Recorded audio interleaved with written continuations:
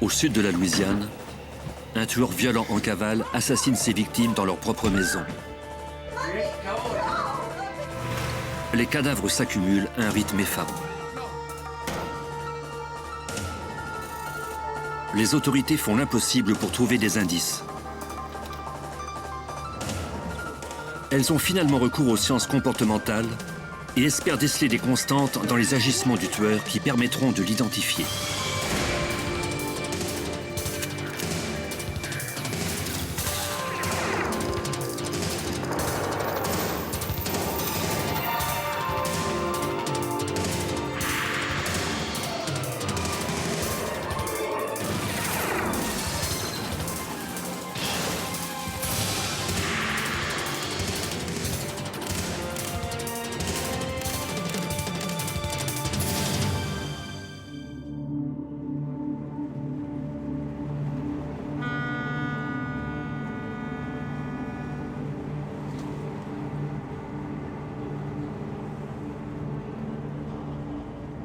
La place en Louisiane, le 9 mai 1997.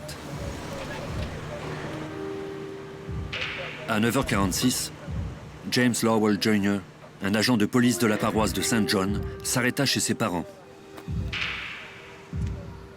Sa sœur l'avait appelé plus tôt pour lui faire part de son inquiétude. Leurs parents ne répondaient pas au téléphone.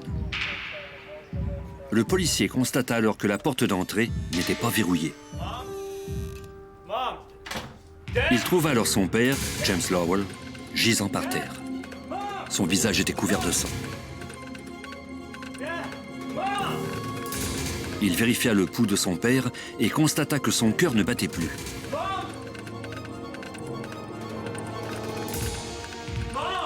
Il se mit alors à la recherche de sa mère.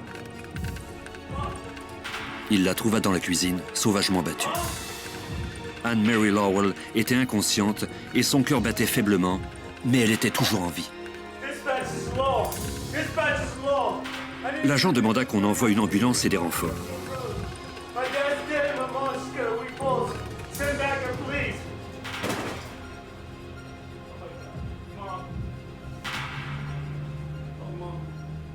Quelques minutes plus tard, des policiers, des enquêteurs et des ambulanciers arrivèrent sur les lieux. Cette attaque brutale ébranla l'enquêteur Todd Himmel du bureau du shérif de Saint John. C'était une famille respectée au sein de la communauté. On les connaissait bien. La plupart des homicides sur lesquels on enquête sont reliés au monde des narcotiques, où ils surviennent à la suite d'une dispute qui a mal tourné. Cette invasion de domicile était vraiment inhabituelle pour nous.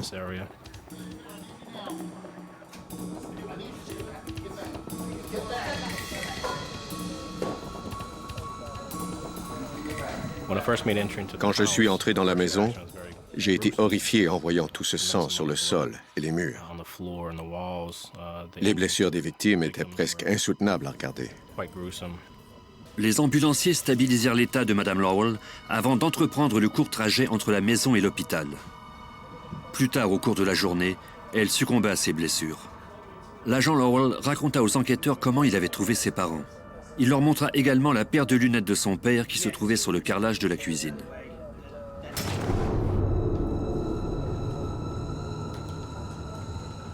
Les experts trouvèrent un marteau taché de sang près du corps de M. Lowell.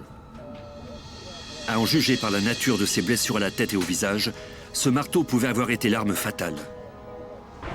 Les enquêteurs fouillèrent la maison.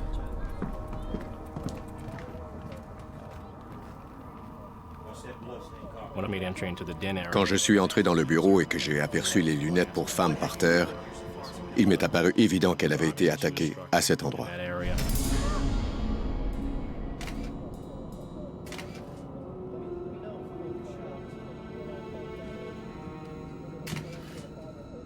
Les enquêteurs trouvèrent ensuite une machette. Il était taché de sang. C'était à l'évidence l'arme que le tueur avait utilisée contre la femme.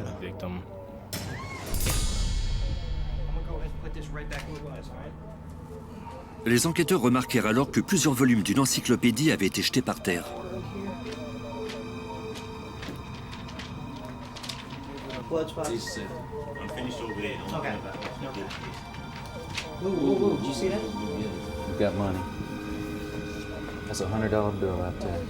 En ouvrant les volumes qui se trouvaient sur les rayons, les policiers découvrirent que les Lowell y avaient caché pas moins de 12 000 $ en argent liquide. Les proches confirmèrent plus tard que la somme était complète.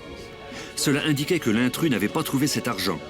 Les enquêteurs en déduisirent qu'on l'avait interrompu pendant ses recherches. Il a failli trouver cet argent. Apparemment, on l'a surpris avant qu'il n'y parvienne. Peut-être a-t-il pris la fuite en voyant le fils qui venait voir comment ses parents se portaient. Les techniciens appliquèrent de la poudre sur toutes les surfaces de la maison, mais ils ne relevèrent que les empreintes des victimes ou de leurs proches. Hey Tony, come here.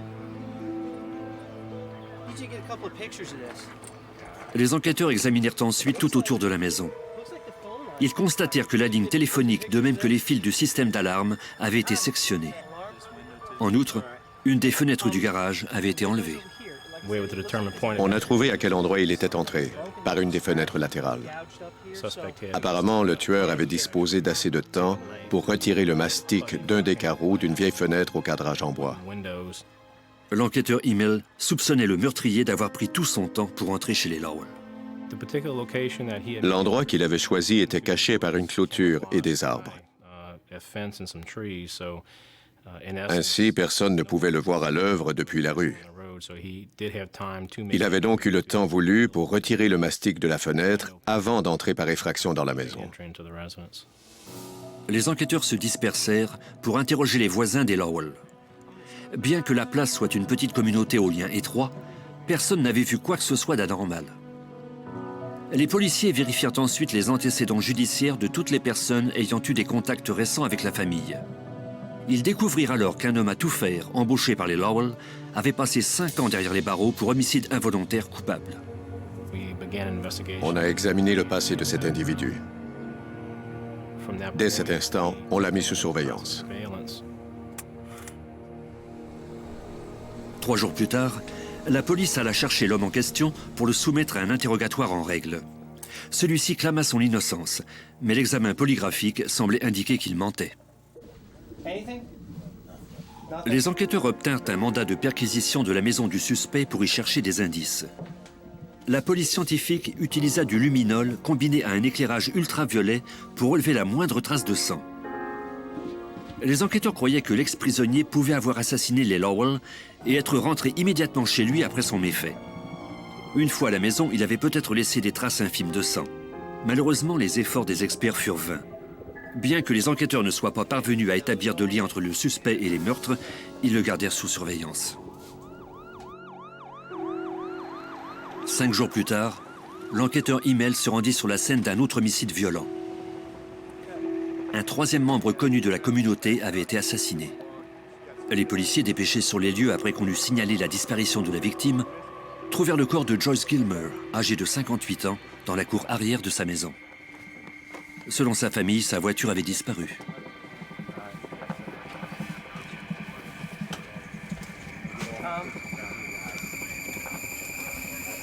On nota la présence de 4 lacérations à la nuque de la victime. L'enquêteur Himmel eut immédiatement l'impression que ce meurtre était relié au double homicide. Il y avait plusieurs similitudes entre les deux cas. D'abord, les victimes étaient connues au sein de la communauté. C'étaient des personnes d'un certain âge. Elles avaient dirigé leur propre entreprise à un certain moment de leur vie. En outre, l'arme utilisée était un objet tranchant. L'ex-prisonnier ne pouvait pas avoir commis ces homicides. Il était sous surveillance constante au moment du dernier meurtre. On pouvait rayer son nom de la liste des suspects parce qu'on pensait que les deux affaires étaient reliées l'une à l'autre. L'enquêteur Himmel inspecta la maison à la recherche de traces de l'intrus.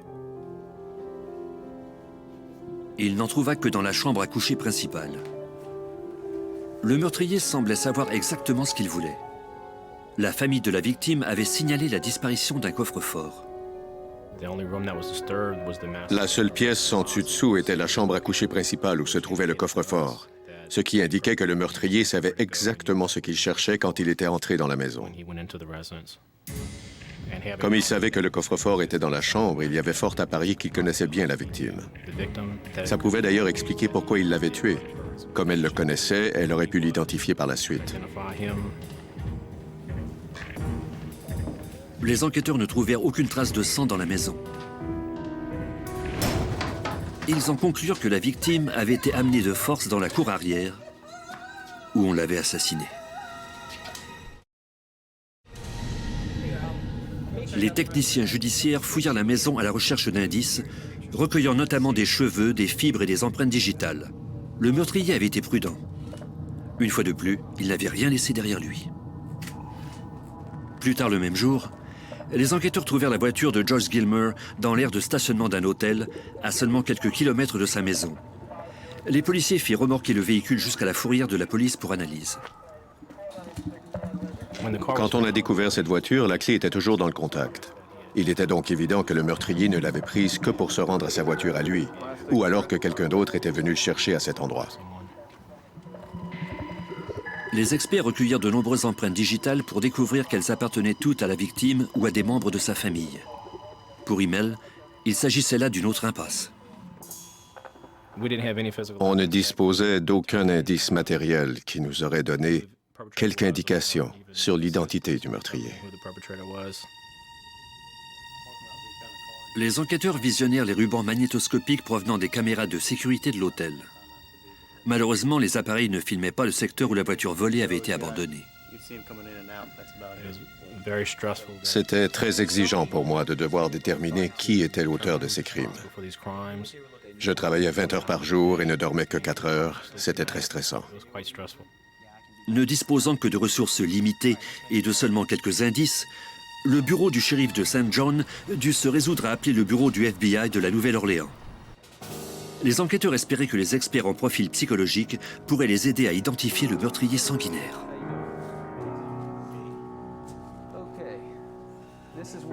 L'agent spécial Dan Funk se rendit sur les 2 scènes de crime, en commençant par celle de la maison des Lowell. Les experts étaient encore à la recherche d'indices, 2 semaines après le double homicide. Une partie de mon travail sur les lieux du crime consiste à fournir toutes les informations requises au service de profilage de Quantico. Les experts ne sont pas sur place. Je suis leurs yeux et leurs oreilles. Je vais sur la scène du crime pour recueillir le plus d'informations possible que je retransmets ensuite aux agents de Quantico. L'agent Funk tenta de reconstituer avec précision ce qui était arrivé le jour du meurtre. J'ai tenté d'identifier les gestes posés avant, pendant et après l'homicide. En d'autres mots, ce que le tueur et les victimes avaient fait avant, pendant et après le crime. Chaque petit indice aide l'agent à reconstituer le fil des événements. Le tueur avait vraisemblablement passé la majeure partie de la nuit dans le garage, à attendre que ses victimes se réveillent. On a pu établir cela parce que le journal avait été ramassé, et c'était la première chose que les victimes avaient l'habitude de faire au lever. Il y avait également du marc de café dans la poubelle, ce qui indiquait qu'elles avaient fait du café frais et qu'elles vaquaient à leurs activités matinales habituelles peu de temps avant l'attaque. Selon la famille, l'arme du crime, une machette, se trouvait normalement dans le garage avec les outils. Le meurtrier avait littéralement massacré Madame Lowell à coups de machette, l'arme qu'il avait trouvée dans le garage.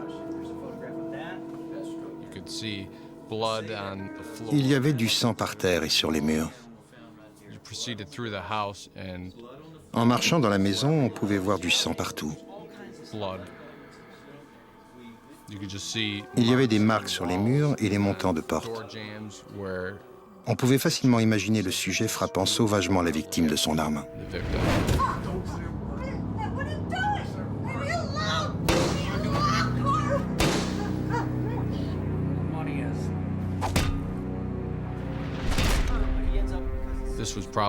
C'est sans contredit la pire scène de crime que j'ai jamais vue. Il y avait des traces de lutte partout dans la maison, ce qui signifiait que la confrontation entre le meurtrier et ses victimes avait été interminable. Après avoir découvert les lunettes de Madame Lowell dans le bureau, les enquêteurs en déduisirent que c'est là que le meurtrier avait d'abord affronté la victime. Comme on avait trouvé son corps dans la cuisine, les enquêteurs croyaient que le meurtrier l'avait poursuivi jusque dans cette pièce. La découverte des lunettes de M. Lowell sur le carrelage de la cuisine permettait de reconstituer le fil des événements. En trouvant les lunettes de M. Lowell dans la cuisine, on en a déduit qu'il avait rencontré le meurtrier dans cette pièce. Selon les enquêteurs, M. Lowell était entré dans la cuisine, sans doute pour défendre sa femme. Son corps avait toutefois été retrouvé dans le couloir. On croit qu'il a tenté de trouver une arme ou d'utiliser le téléphone dans le couloir.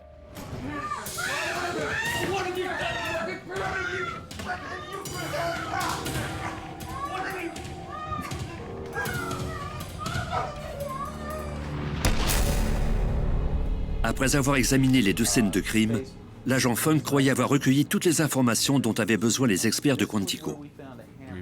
On croyait fermement que le service des sciences comportementales pourrait nous aider dans cette affaire.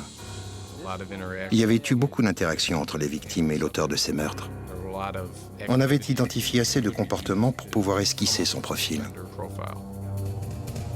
Mais les experts du FBI pourraient-ils identifier le meurtrier avant qu'il ne frappe à nouveau?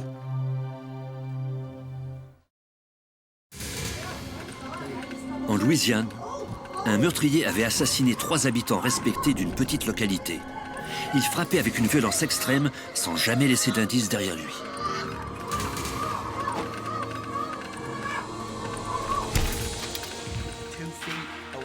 Au bureau du FBI à Quantico, en Virginie, l'agent spécial Dan Funk et les enquêteurs de la police transmirent aux experts en profilage toutes les informations pertinentes. Selon l'expert, le meurtrier avait eu des comportements contradictoires sur la scène du double homicide des Lowell.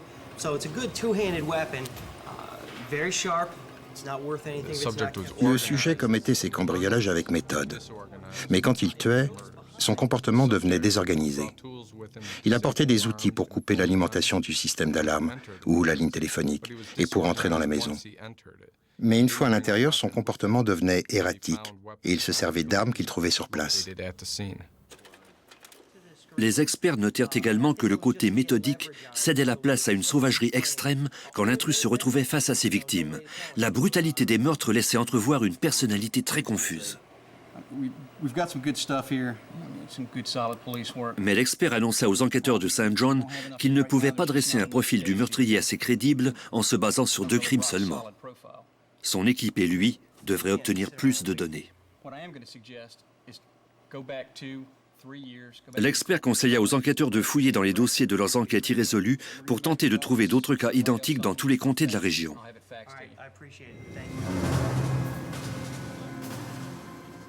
Les enquêteurs du bureau du shérif de St. John rencontrèrent alors les enquêteurs des comtés voisins. En fouillant dans les dossiers, ils firent une découverte troublante. Au cours de la dernière année, 3 homicides ressemblant de façon inquiétante au meurtre des Lowell et à celui de Gilmer avaient été commis. 8 mois plus tôt, dans la paroisse d'Ascension, le propriétaire d'un atelier de mécanique automobile avait été sauvagement battu à mort avec un bâton de baseball. Le meurtrier s'était enfui avec une importante somme d'argent trouvée dans la maison de sa victime.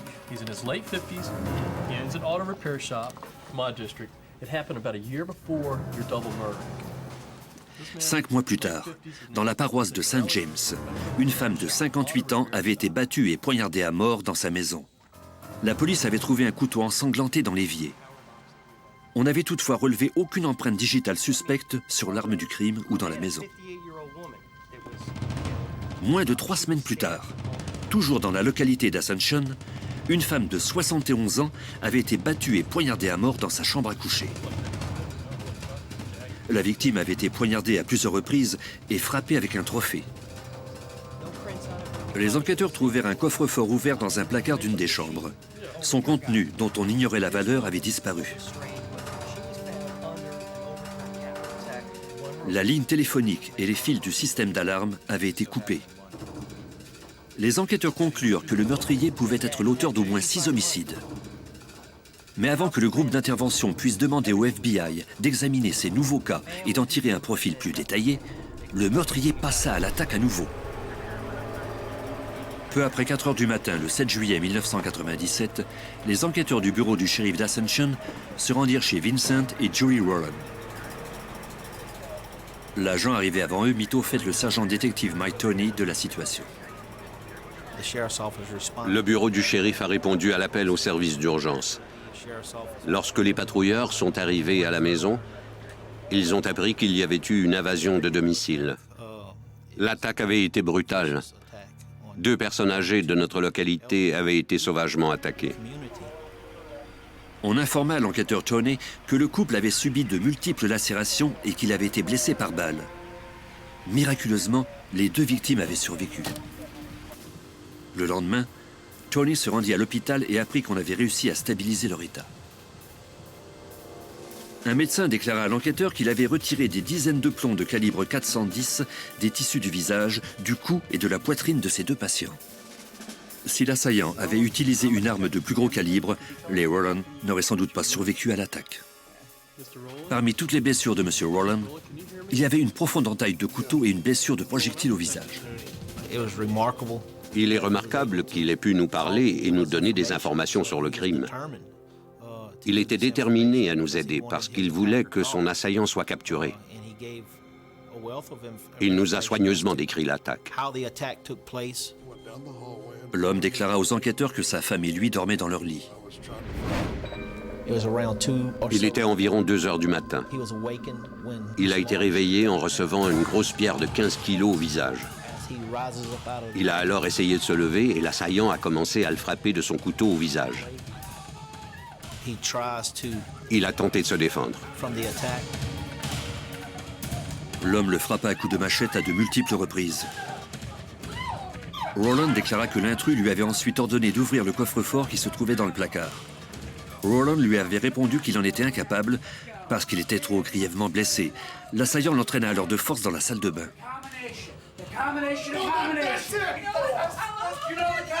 Il ordonna à Mme Rowland d'ouvrir le coffre-fort, sans quoi il les tuerait tous les 2.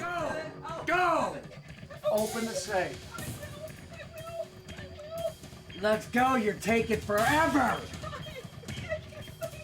Open it up! Back up!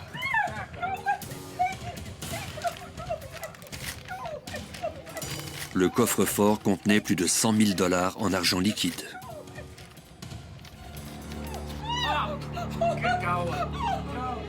Après avoir vidé le coffre-fort, Stay there, I'll kill you! l'intrus s'était rendu de l'autre côté de la maison.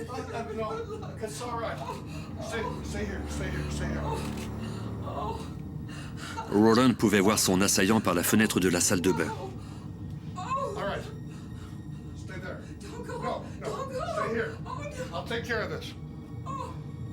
Rowland se rendit alors dans sa chambre pour y prendre un de ses 2 revolvers dans un tiroir du placard.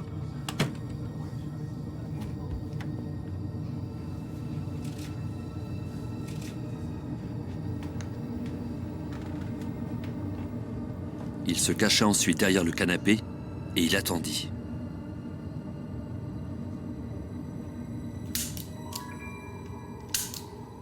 Malheureusement, il s'était trompé de revolver. L'arme chargée se trouvait toujours dans le placard. L'intrus, pour sa part, avait trouvé un fusil de chasse dans une armoire. Rowland fut atteint au visage. Il est resté par terre en faisant semblant d'être mort.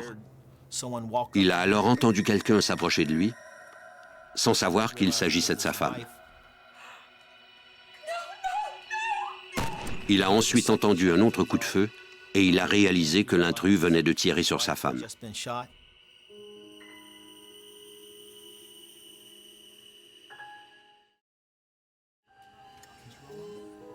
Madame Rowland déclara qu'elle était restée étendue sans bouger jusqu'au départ de l'intrus. Elle avait ensuite tenté d'appeler le service d'urgence, sans succès, la ligne ayant été coupée.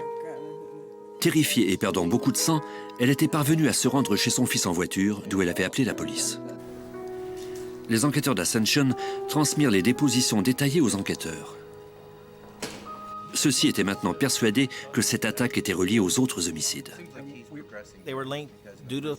On croyait qu'il y avait un lien entre tous ces cas à cause de la façon dont c'était arrivé. Le meurtrier était entré dans la maison par une fenêtre. Mais avant, il avait coupé le fil du téléphone, ce qui désactivait le système d'alarme. Après être entré dans la maison, il avait cherché une arme et s'était attaqué aux victimes, alors que celle-ci se trouvait chez elle. Les enquêteurs relevèrent aussi des similitudes entre les victimes choisies par le meurtrier. Il s'agissait toujours de personnes âgées, possédant une entreprise et qui étaient bien nanties. Les Rowland étaient les seules personnes à s'être trouvées face à face avec ce meurtrier violent et à avoir survécu à l'attaque. Les enquêteurs retournèrent à l'hôpital accompagnés d'un dessinateur. Celui-ci fit un croquis du suspect en se basant sur la description fournie par les Rowland. Selon eux, il était blanc, il avait des cheveux hirsutes. Il était mince et avait une voix autoritaire. Ils ont dit qu'il parlait comme les gens de River Parish, c'est-à-dire comme les gens qui vivent dans la partie sud de la Louisiane. Les enquêteurs transmirent la description du suspect aux médias de la région. L'homme recherché était un homme blanc, entre 20 et 30 ans, de grandeur et de stature moyenne. Il était blond. Maintenant, les autorités de 3 comtés différents disposaient d'une première piste pour identifier ce meurtrier sanguinaire.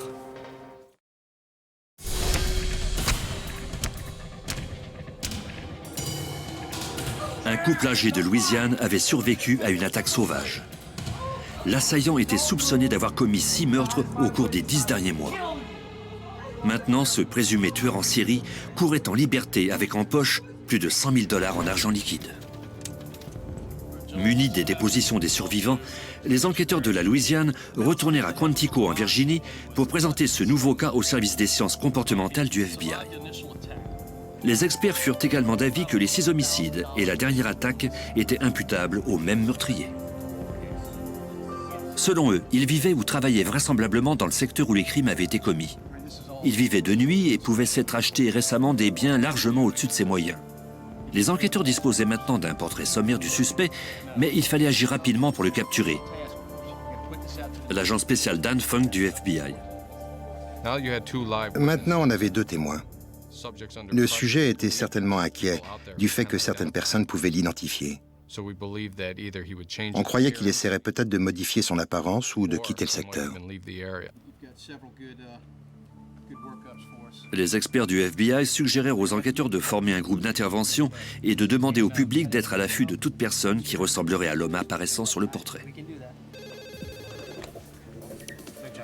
Grâce à cet appel à l'aide, des milliers de personnes contactèrent le groupe d'intervention.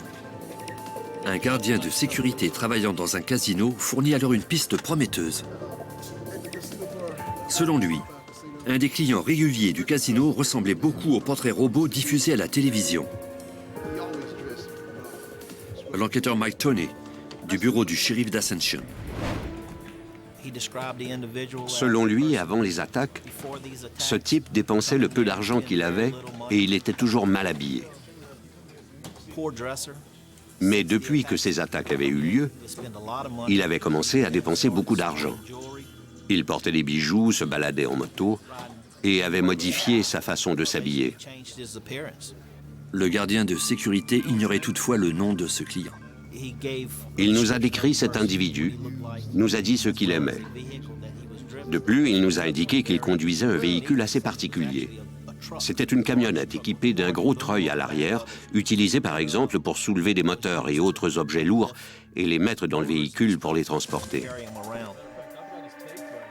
L'enquêteur écouta l'enregistrement de la déposition du gardien de sécurité avec les autres membres du groupe d'intervention. Sa description du comportement du client correspondait à l'analyse de l'expert en profilage. En entendant la description du véhicule du client, un enquêteur se rendit compte qu'il connaissait l'homme en question.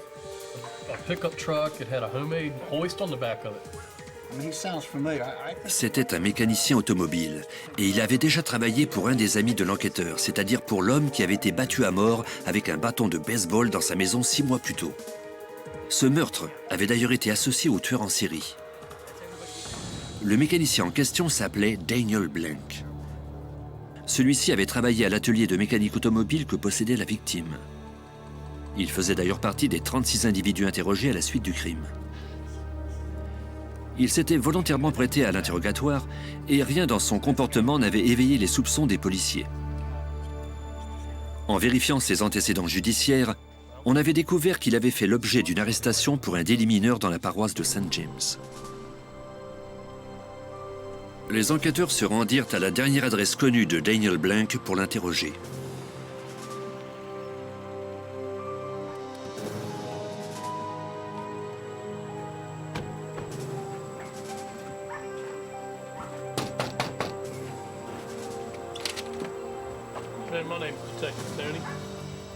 Une femme le rouvrit. Elle déclara qu'elle était la mère de Sonia Radford, la petite amie de Blank.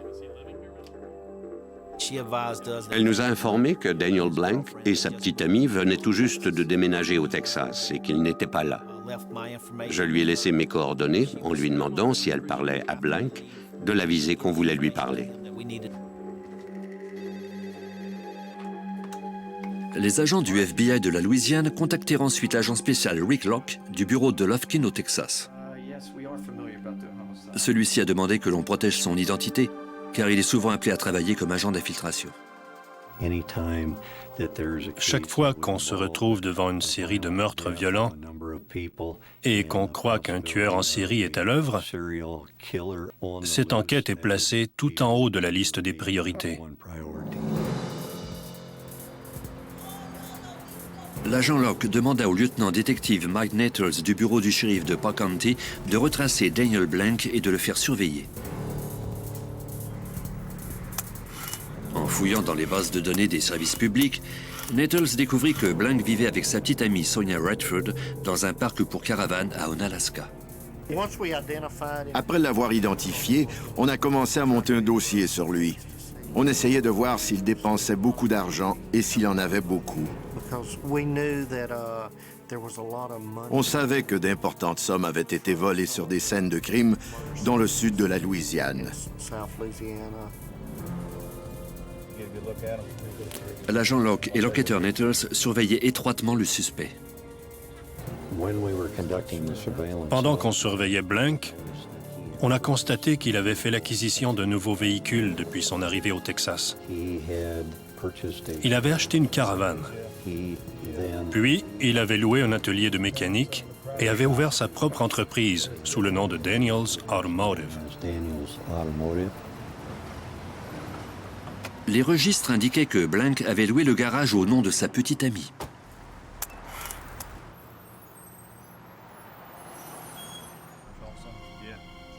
Après avoir surveillé Blank pendant près de 2 semaines, l'agent Locke et l'enquêteur Nettles rencontrèrent le groupe d'intervention de Louisiane et un procureur du Texas. Les enquêteurs mirent le procureur au fait de leurs recherches sur les dépenses personnelles de Daniel Blank.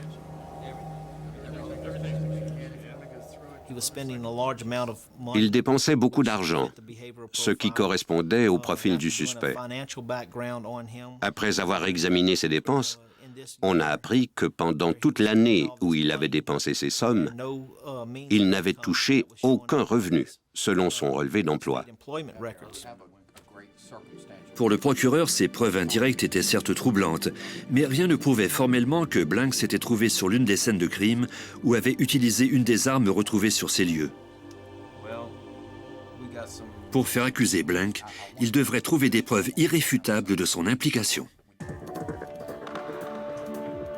En Louisiane, des techniciens avaient relevé plusieurs empreintes digitales sur les scènes de crime. On démontra que la plupart d'entre elles provenaient des victimes ou de leurs proches parents. Les techniciens comparèrent les autres empreintes à celles de Daniel Blank, obtenues lors d'une arrestation antérieure pour un délit mineur. Malheureusement, on ne parvint pas à établir de concordance entre ces empreintes digitales et les siennes. La fiche d'empreinte de Blank était toutefois incomplète, car elle ne contenait pas les empreintes des paumes de ses mains. Or, on avait relevé plusieurs empreintes de paumes inconnues sur les scènes de crime. Les enquêteurs mirent un plan au point pour obtenir les empreintes des paumes de Daniel Blank. En vérifiant dans son dossier, l'enquêteur Nettles et l'agent Locke avaient appris que Blank ne détenait pas de permis de conduire valide. Après quelques semaines à le surveiller, ils avaient aussi remarqué que Blank avait l'habitude de brûler un stop près de son atelier. Nettles avait l'intention de l'arrêter la prochaine fois qu'il commettrait cette infraction.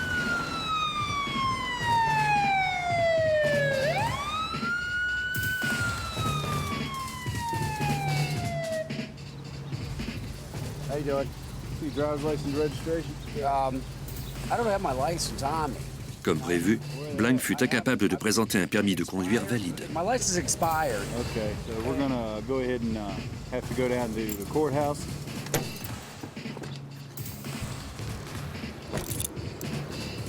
Is all this really necessary, you think? Mr. Banks, can you walk around the side of the car? Yeah. Nettles mit le suspect en état d'arrestation et il le conduisit au bureau du shérif de Polk County. À son arrivée, les agents prirent les empreintes digitales de Blank ainsi que celles de ses paumes. Si on établissait une concordance entre les empreintes de ses paumes et celles des scènes de crime de Louisiane, on pourrait enfin procéder à des inculpations. Blank fut libéré après avoir payé une amende de 50 $. Au service dactyloscopique du labo, les techniciens comparèrent les empreintes à celles qu'ils avaient recueillies sur les scènes de crime. Malheureusement, tous leurs résultats furent négatifs. Les empreintes des scènes de crime provenaient toutes de proches parents, des victimes ou de personnes inconnues.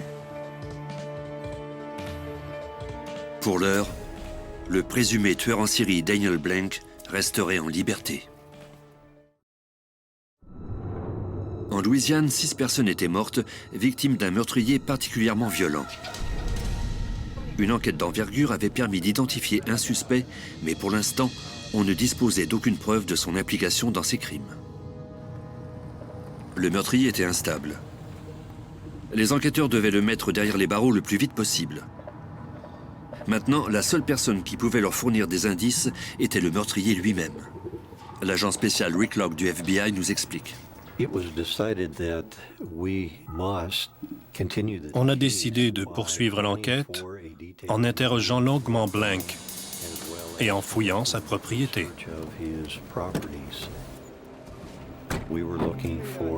On cherchait des indices de son implication dans les crimes commis en Louisiane.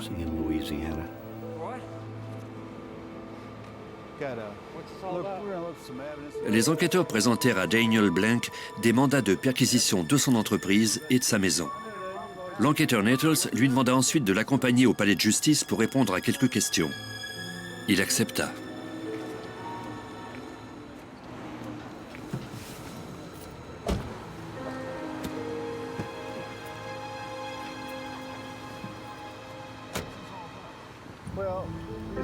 On n'arrêta pas Blank, mais on lui fit la lecture de ses droits.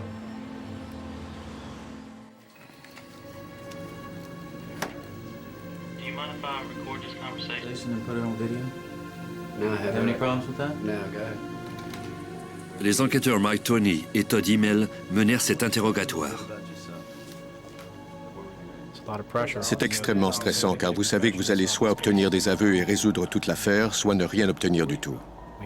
On ne disposait d'aucune preuve formelle de son implication et les preuves indirectes accumulées contre lui ne tiendraient pas la route en cours. On savait qu'il nous fallait le faire avouer.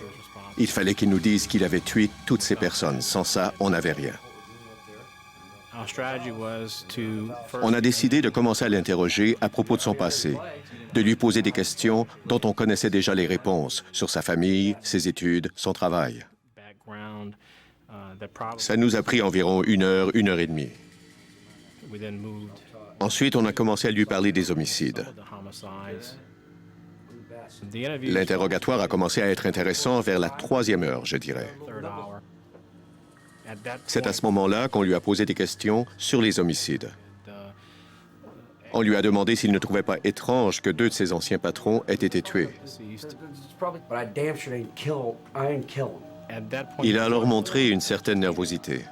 On marchait sur des œufs. On ne voulait pas le perturber et provoquer son départ. Il n'était pas en état d'arrestation et pouvait partir à tout moment. Blank continua à nier avoir participé au meurtre. Il semblait de plus en plus improbable qu'il passerait aux aveux. Au bout du couloir, d'autres enquêteurs interrogeaient Sonia Radford, la petite amie de Blank. Celle-ci avait également accepté de se soumettre à un interrogatoire.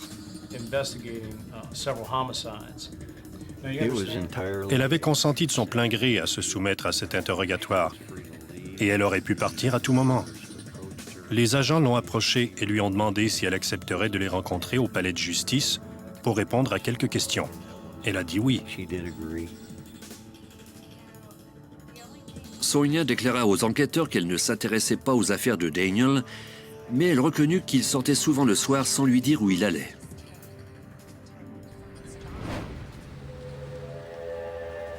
Sonia reconnut également qu'elle l'avait déposé à quelques reprises dans les secteurs où les meurtres avaient été commis. Chaque fois, Blank lui disait qu'il s'en allait réparer la voiture d'un client.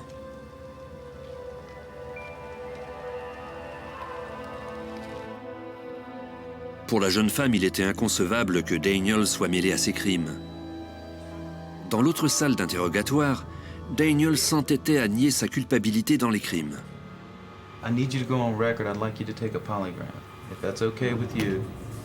Il accepta même de subir un examen polygraphique.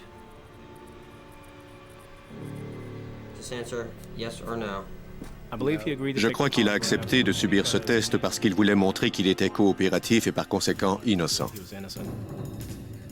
L'expert demanda à Blank s'il avait frappé Madame Gilmer, la dame âgée, dont on avait retrouvé le corps près de sa maison. Blank répondit « Non ». Après 3 questions, l'expert signala que Blank ne semblait pas dire la vérité. Tout portait à croire qu'il mentait. Blank commença alors à afficher des signes de nervosité. Ses interrogateurs décidèrent de le déstabiliser encore davantage en abordant un sujet qui le troublerait, celui de la mort récente de sa mère. Dès que j'ai compris qu'il avait eu des liens étroits avec sa mère, je l'ai interrogé sur son enfance. Il venait d'une grosse famille.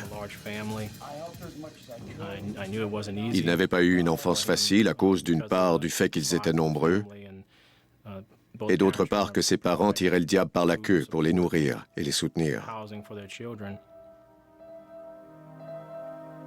Daniel, did you love your mother? Yeah. If she were alive today and you were involved in these murders, do you think she'd want you to do the right thing? Yeah.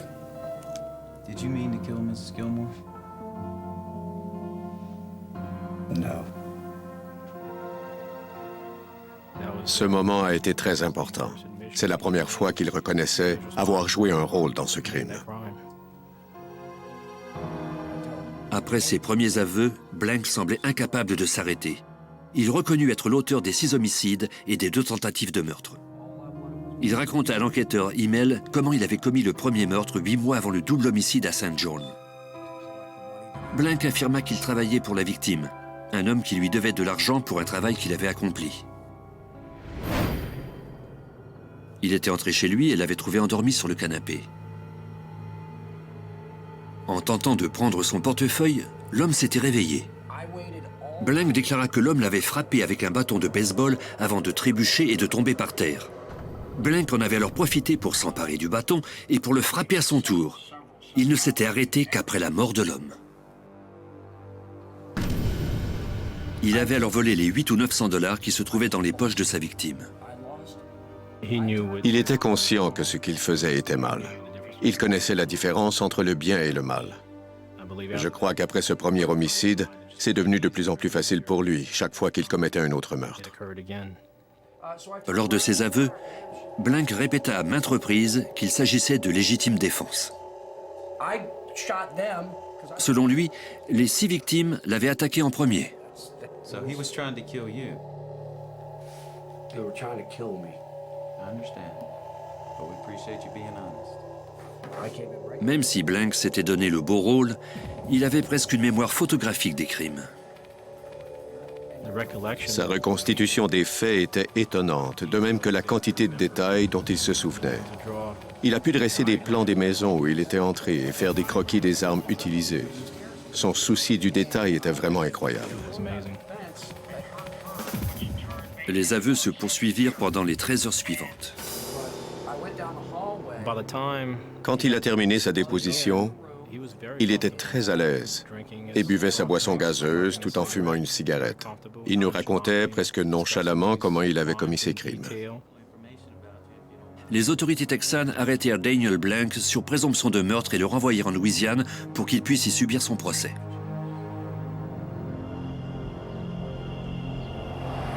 Daniel Blank a été reconnu coupable de 5 homicides et il a écopé de 3 peines d'emprisonnement à vie et de 2 condamnations à mort. Il attend présentement son exécution au pénitencier de l'État de la Louisiane à Angola. Les autorités ont décidé de ne pas l'inculper du 6e homicide et des tentatives de meurtre, confiantes qu'il ne sortira plus jamais en vie de prison.